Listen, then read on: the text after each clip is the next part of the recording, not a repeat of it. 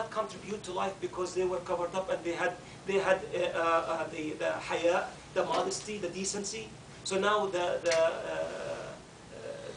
you know, we have to live on nude beaches, and we have to live in a freely mixed society, and I have to show more and more and be creative in the way I show my body more and more. This insinuates, you know, enhances this, this decreases that, this makes you look this way, and this is all geared towards the woman. So now the woman has to do that, you know, for her to be a thinker, to be somebody, or, you know, with a character, with a personality, to be really somebody who has her own original ideas. Obviously, yes. And this is what is presented to the Muslims. They attack the idea of the Islamic rules and taking them out of context and taking whatever parts they wanted. And when I mention the issue of inheritance as an example, they will come and tell you, why is this woman taking half the inheritance of the man, or the man taking twice as much? But why don't you raise the question about the other one? Why is the woman taking and the man is not taking? Or why don't you look at the other one? If you look at Islam as a system, then this question becomes irrelevant. If you look at it as a whole, this question becomes very irrelevant. It becomes a matter of, okay, let's see what Allah subhanahu wa ta'ala said, rather than, you know, why it is this way. You have to prove it to me. They attacked multiple marriages. They attacked marrying more than one wife. And they said, this is insulting to the woman. This is insulting to the woman. Why is the man allowed to marry more than one wife? This is insulting. Okay? Who said the woman has to marry the husband with the first wife? Say no. Just say no. Somebody proposes to you with the second or the first wife, who has a wife, second wife. All you have to say is no. Nobody can force you. Now, would you rather be the second wife, or would you rather be the lover on the side? Because there's a difference. And the difference is that when you are the second wife, you are entitled for your rights of support, child support, of the alimony. In the case of divorce, you are entitled to a full right that Islam gave the wife. Now, the West started recognizing something called domestic partners. Part of it is because now it's become very common for people to have somebody on the side. And the other thing is that to acknowledge now the homosexuality, where now you have men are with men and women are with women. People have spent many years together. So what do you mean that it is only for the wife or for the husband? So now we have to acknowledge that. But the point here is that when it's presented in this way, when it's presented to Muslims in this way, Muslims and Muslim women started feeling what? Akhi, come, please, come sit over here. Oh, right.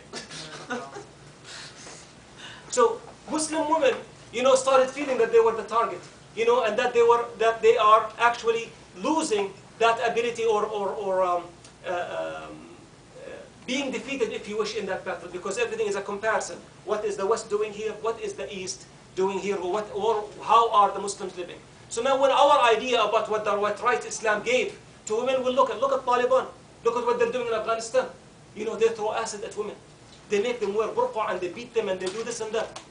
So now they are the scholars of the time of now, out of all the scholars in Islam and the history of 1500 years and all the books of fiqh, we got Taliban.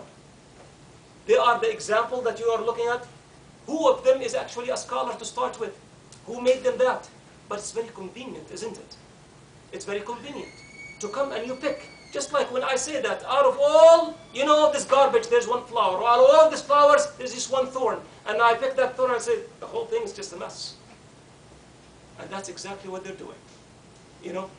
So Muslim women, as well as men, as I said, because of the decline in understanding Islam, the identity crisis, in my humble view, started. What does it mean to be a Muslim? What does it mean to say that I'm a Muslim woman or a Muslim man? What does Islam say about the rights and the duties towards each, and how do I look at them altogether?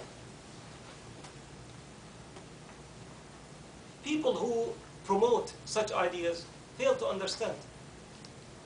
Certain things a society can do, another society cannot do. So if for example, when somebody tells you, you know what is the problem? Why aren't you looking at a woman? Why do you lower your gaze? For us Muslims, you're allowed to look at the woman. It's not haram to look at the woman. It's haram to look at what you're not allowed to look at in the woman, meaning anything more than the face and the hands. But even the face and the hands, if it stirs desire in you, that's a first step towards introduction to zina. That's haram. That's haram. Haram not on the woman. A woman shows her face and hands. She's allowed to do that. Now I started staring. The haram is woman. The haram is on me. So now if I'm lowering my gaze so that I cut the road of shaitan, don't tell me I am not respecting the woman. On the contrary, I don't want to look at her in the wrong way. This is a common example, a common saying, even among the Westerns. Don't look at her in the wrong way. Would you like to do what you see? Like I saw two policemen, I shared a ride with them. Literally, wallahi, every woman they pass by. And I'm standing there, what am I, with the dogs, animals? Wallahi, what is this? Not a single woman they passed by was ugly enough for them to say, I'm not going to look.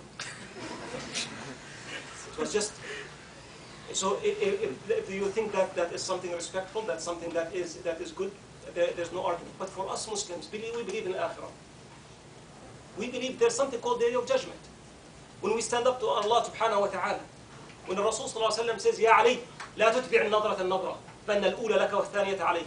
O Ali, do not follow the first look with the second one. For the first is for you, the second is against you. So now I'm a Muslim. I do not want to be held accountable for the second. It's against me. So somebody who does not believe in the Akhirah, it's perfectly fine. Look, do more than look. What's the problem if they are lovers and they're holding their hands? The problem for us is called zina. It leads to hellfire. That's a problem. So those who are trying to import a civilization or rules and say, what is the problem in us doing this?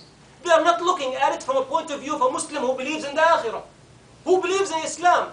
You're looking at it as a partial picture, something that is small. What's the problem? What harm is there? Especially, I watch so many movies with that holding hand and the sunset, especially Indian movies, and the music is playing, and somebody has to die at the end. But the point is, when they put everything in this innocent way, it's so innocent. You have songs talking about how the innocent turned not so innocent. Islam does not allow this, because there's an akhirah. There's halal and haram. There's heaven and hell. We believe in it. Do we enforce it on non-Muslims? قُلْ فَمَنْ شَاءَ فَلْيُؤْمِنْ وَمَنْ شَاءَ فَلْيَكْفُرْ. Whoever wants to believe, believe. Whoever wants to disbelieve, disbelieve. You cannot force anybody to believe in something they don't believe in.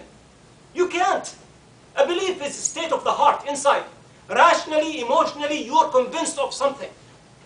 The only way you can get them to believe in something else by convincing them of another idea. It's not by force. So for the West, we say they're wrong. Why are they wrong? Because they are in contradiction with Islam brought. Do they have some nice things? Yes, absolutely. And some nice things. But we are taking a system, our system as a whole, and we're rejecting systems as a whole. We have our way of life. They have their own way of life. We're talking about the system now. Just because no one can say, well, but this is not what's allowed. Who is, by the way, one of the biggest industries in the West is what? The industry that relates to fashion. It's related to women. It started with fashion in terms of clothing. Then all of a sudden we went into, and I'm not, don't quote me on the order, but then on top of that now you're talking about the makeup that comes with it, the haircuts that come with it, and this fashion designer, and this fashion designer, and this costs you only this much, and this will make you look this way, and this will make your hips look wider, and your face look smaller, and the right shoulder will look up, and you have a design for everything. Then now on top of that, now you know what? Allah Ta'ala did not create you properly. We can do something about that.